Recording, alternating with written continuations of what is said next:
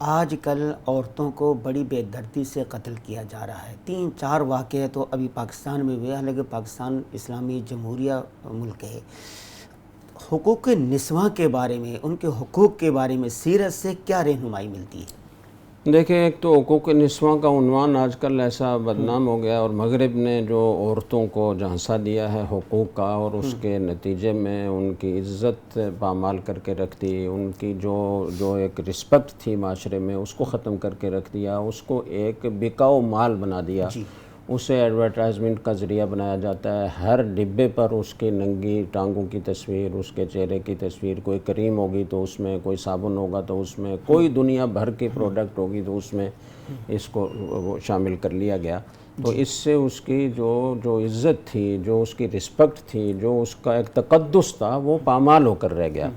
اور اس کے نتیجے میں عورت بجائے اس کے کہ جو اس کو نعرہ دیا گیا تھا کہ ہم تمہیں آزادی دلا رہے ہیں، وہ طرح طرح کی مصیبتوں میں گرفتار ہو گئی.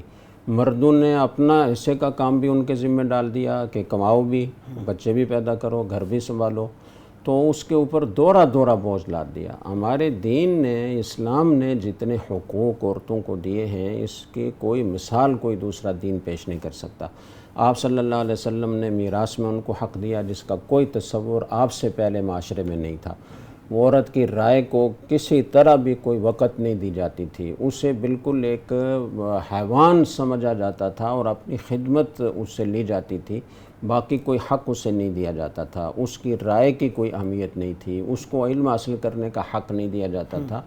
تو یہ ساری چیزیں تو دین نے انہیں دی ہیں، اور آپ صلی اللہ علیہ وسلم نے اس کے فضائل بیان کیے. ماں ہے تو اس کے قدموں کے نیچے جنت ہے، اور بیوی ہے تو وہ جنت میں جانے کا ذریعہ ہے. آپ اپنی بیوی کے منہ میں لقمہ ڈالیں، اس کو بھی صدقہ قرار دیا ہے. تو اتنی زیادہ اہمیت عورت کو، اور عورتوں کے جو حقوق دین اسلام نے دیے ہیں، اس کا دوسرے کسی دین میں کوئی تصور نہیں ہے. تو ہمیں اس کی طرف جانا چاہیے. اور ہمارے معاشرے میں جو ایک طرف تو دو چیزیں ایک ساتھ چل رہی ہیں. ایک طرف تو جو آزاد عورتیں ہیں، جو مغرب زدہ عورتیں ہیں، وہ اس کی آزادی کا نعرہ لگا کر اس کی رہی سہی عزت اور آبرو کو بھی ختم کرنا چاہتی ہیں، اور جو معاشرہ مغرب کا ہے وہی معاشرہ یہاں وہ لانا چاہتی ہیں. یہ ایک طرف کی انتہا ہے. اور دوسری طرف ہمارے بعض جاہل لوگ وہ عورت کے حقوق ادا کرنے میں کوتاہی کرتے ہیں، اور اس کو اپنی گویا ایک غلام اور ایک جانور کی طرح سمجھتے ہیں، اور اس سے بس گھر کا کام لینا ہے، اس کو بس اس کے اوپر آرڈر چلانا ہے، اس کو دبا کر رکھنا ہے.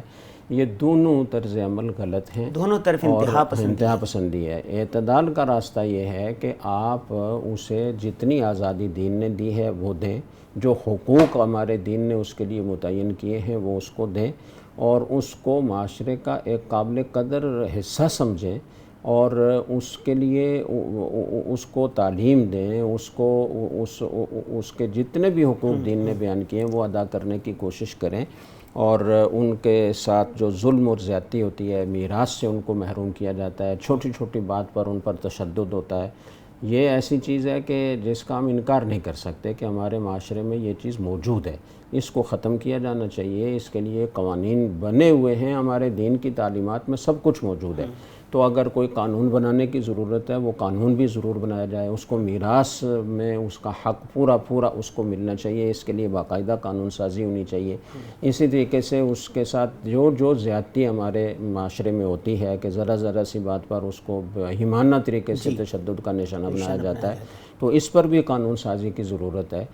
جو قانون سازی کی جاتی ہے اس نام پر، بعض اوقات اس میں اتنی زیادہ گویا انتہا پسندی ہوتی ہے کہ وہ دوسری طرف کی انتہا بن جاتی ہے. وہ ایسی قانون سازی ہوتی ہے کہ عورت کو مرد کا حاکم بنا دیا جائے، مرد کو اس کا غلام بنا دیا جائے. ظاہر ہے کہ یہ فطرت کے خلاف ہے اور چلنے والی چیز نہیں ہے، اور ہمارے دین کے بھی خلاف ہے. دین نے دونوں کی حدود متعین کی ہیں. مرد کی کیا ذمہ داریاں ہیں اور اس کے کیا حقوق ہیں، عورت کی کیا ذمہ داریاں ہیں اور اس کے کیا حقوق ہیں، یہ ہمارے دین میں بہت واضح طور پر موجود ہے۔ تو اس کے مطابق قانون سازی کی جائے گی تو ہمارے معاشرے سے ظلم و ستم بھی ختم ہوگا، اور جو بے راہ روی ہے اور جو آزادانہ روش ہے جس کی طرف معاشرے کو لے جانے کی لبرل طبقہ کوشش کر رہا ہے، اس کا بھی سد ہوگا۔